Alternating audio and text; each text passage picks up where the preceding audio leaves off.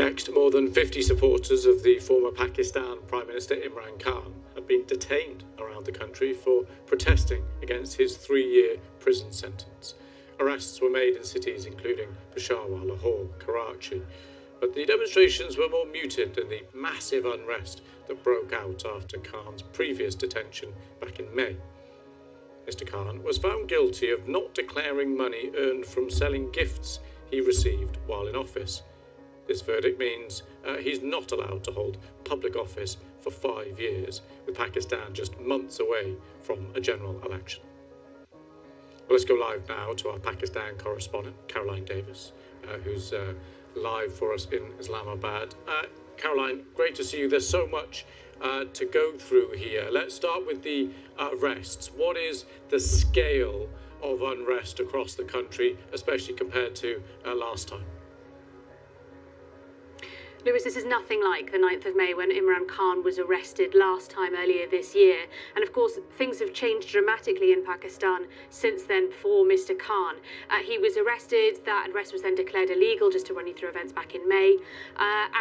When he was released, however, we saw a dramatic crackdown on his party. Thousands of his membership were arrested, alleged to be involved in the protests, that some of which did turn violent during the period of time that he was in police custody. Back then, we also saw many of his senior leadership leave the party altogether. Many of them were then arrested and then came out and gave a press conference, some saying they were leaving politics altogether after many, many years in it.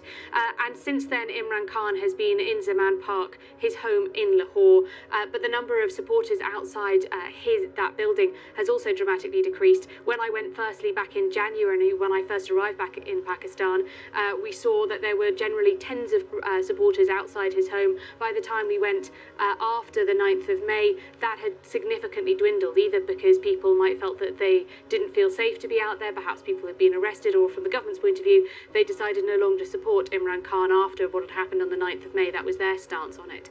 And so things have changed significantly for Imran Khan. We of course saw yesterday that after he had been arrested, his team put out a pre-recorded video of him calling for people to protest peacefully, not to sit quietly at home. But over the course of the last nearly 24 hours since he was arrested, we have not seen those mass protests. Our team that were outside his home in Lahore say that they did see, and they filmed people there that had started to gather with flags, chanting as well, but they then saw them being led away by the police.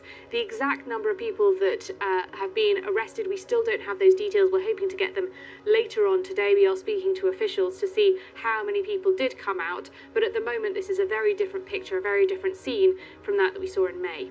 Okay, and what happens next?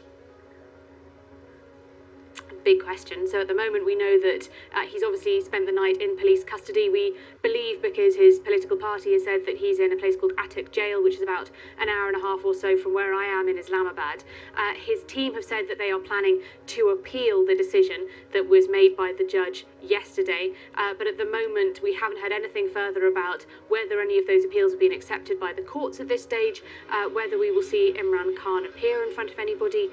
So at the moment we are waiting to see, but what we do know is that the party, his PTI party, have said that they have no planned protests for today. So we are still waiting to see what Imran Khan and his party will now do. Of course, we haven't seen Imran Khan since we've heard that he was arrested yesterday morning.